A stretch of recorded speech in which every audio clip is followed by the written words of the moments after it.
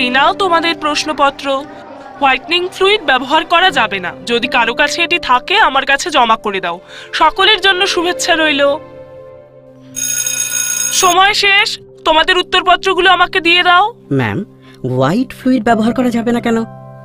Whitening fluid একটি ক্ষতিকর উপাদান। এর গন্ধ শুকলে তা আমাদের মস্তিষ্ক ও স্নায়ুর ক্ষতি করতে পারে। এতে নেশাগ্রস্ত হওয়ারও আশঙ্কা থাকে। আমাদের সরকার এই কারেকশন ফ্লুইড হোয়াইটনার 18 বছরের নিচের বাচ্চাদের জন্য নিষিদ্ধ করেছে। ওকে, এখন আমি এটা বুঝতে পেরেছি, আর আমি আমার বন্ধুদেরকেও এ বিষয়ে বলবো। Thank you ma'am. বিজয়, আমাদের স্কুলের আঞ্চলিক ফুটবল ম্যাচ আগামী মাসে হবে। তুমি দলের সবচেয়ে ভালো খেলোয়াড়, কিন্তু তুমি অনুশীলন করতেই আসছো না। স্যার, আমার ভালো লাগছিল না, আমি আগামীকাল প্র্যাকটিস করব। ইরফান, তুমি কি বিজয়ের বিষয়ে কিছু জানো? ও চাপের মধ্যে রয়েছে বলে মনে হচ্ছে, আর বেশ কিছুদিন ধরে স্বাভাবিক আচরণ করছে না। আপনি ঠিক বলেছেন স্যার, আমি ওর সঙ্গে কথা বলার চেষ্টা করব। এই দোকানদারকে এখান থেকে তার দোকান সরিয়ে নিতে বলুন। সরকারি নির্দেশিকা অনুযায়ী 18 বছর বয়সের নিচের ব্যক্তিদের এবং শিক্ষা প্রতিষ্ঠানের 100 মিটার এলাকার মধ্যে তামাকজাত পণ্য বিক্রি করা যাবে না।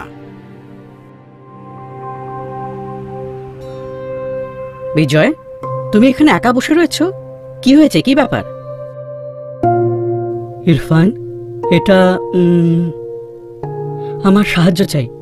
তুমি জানো যে আমি আমার পড়াশোনা ভালো করে করতে পারছি না, আর পরীক্ষাও কাছে চলে এসেছে। আমি প্রচুর চাপের মধ্যে পড়ে গেছি। কিছুদিন হলো আমার প্রতিবেশী কয়েকজন বেশি বয়সের ছেলেদের সঙ্গে বন্ধুত্ব হয়েছে। কয়েকদিন আগে তারা আমাকে আমার চাপ কম করতে সিগারেট আর পাউডারের মতো একটা জিনিস দেয়। আমি এটা ব্যবহার করি, আর এখন আমি ওগুলোর প্রতি আসক্ত হয়ে পড়েছি। ওই ছেলেগুলো আমাকে বাড়ি থেকে টাকা চুরি করতে বলেছে আর তাদেরকে দিতে বলেছে। ও বিজয়, এটি তো মারাত্মক ব্যাপার। আমার মনে হয় তোমার যত তাড়াতাড়ি সম্ভব মা বাবা এবং শিক্ষকদের কাছে সাহায্য চাওয়া উচিত। ধন্যবাদ ইরফান, আমি আমাদের পিটি শিক্ষকের সঙ্গে কথা বলবো আর নিয়মিত ফুটবলের প্র্যাকটিসে যাওয়ার চেষ্টা করব। বিজয়, ওঠো। কেউ কি জানে ওর কি হয়েছে? স্যার, ও আমাকে বলেছে যে ওর কিছু বন্ধুরা ওকে পাউডারের মতো একটা জিনিস দিয়েছে। ও তাই? এটি একটি গুরুতর বিষয়। প্রিন্সিপালকে এই বিষয়ে জানাও। আমাদের ওকে হাসপাতালে নিয়ে যেতে হবে। কেউ ওর বাবা মাকেও খবর দাও। বিজয় বর্তমানে বিপদমুক্ত। মাদক ব্যবহারের কিছু প্রাথমিক লক্ষণ ওর মধ্যে দেখতে পেয়েছি। আগামী কয়েকদিন ওর চিকিৎসা চলবে। আশা করছি ও ভালো হয়ে যাবে। ধন্যবাদ ডাক্তার, আপনি আমার ছেলের জীবন বাঁচিয়েছেন।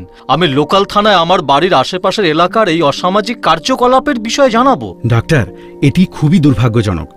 আমি আমাদের স্কুলের প্রিন্সিপালকে একটি সচেতনতা ও কাউন্সেলিং সেশন আয়োজন করার অনুরোধ করব।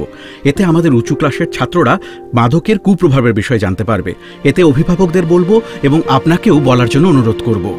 এটি সত্যি একটি ভালো পদক্ষেপ। আমি অবশ্যই যাব। ধন্যবাদ। প্রিয় ছাত্ররা, অ্যালকোহল, তামাক এবং ড্রাগসের ব্যবহার মূলত কৈশোর অবস্থাতে শুরু হয়। কেউ আগ্রহবশত, কেউ চাপে পড়ে অথবা উদ্বেগ মোকাবিলায় নিজের উপর আস্থা কম থাকায় এটি ব্যবহার করে। পড়াশোনা ও স্কুলের বিভিন্ন কাজে যুক্ত হওয়া ইত্যাদির ক্ষেত্রে এর নেতিবাচক প্রভাব রয়েছে। তোমাদের প্রত্যেকের উচিত ড্রাগস ও ক্ষতিকর উপাদানকে দূরে সরানো। পিতামাতা, শিক্ষক, বন্ধুদের সাথে কথা বলো। যাদের উপর ভরসা করা যায় তাদের কাছ থেকে পরামর্শ নাও। ম্যাম, আপনি কি শিক্ষক এবং অভিভাবকদের জন্য কিছু বলতে চান? প্রিয় শিক্ষক, শিক্ষিকা এবং অভিভাবকগণ, বাচ্চাদের সঙ্গে একটি ঘনিষ্ঠ সম্পর্ক গড়ে তুলুন ও তাদের সাথে নিয়মিত আলোচনা করুন। এতে তাদের আত্মবিশ্বাস বৃদ্ধি পাবে। তাদের বিভিন্ন কাজে যুক্ত হতে উৎসাহ দিন। চলুন সবাই মিলে তামাক বর্জিত স্কুলের লক্ষ্যে কাজ করি। ধন্যবাদ। বিভিন্ন কারণে বাচ্চারা এবং যুব সম্প্রদায় মাদকাসক্ত হয়, যাতে তাদের ব্যক্তিগত বিভিন্ন দিক এবং পরিবেশগত বিষয় রয়েছে। মাদক ব্যবহার বাচ্চার মানসিক এবং শারীরিক স্বাস্থ্যের উপর নেতিবাচক প্রভাব ফেলে এবং সামগ্রিকভাবে ক্ষতি করে।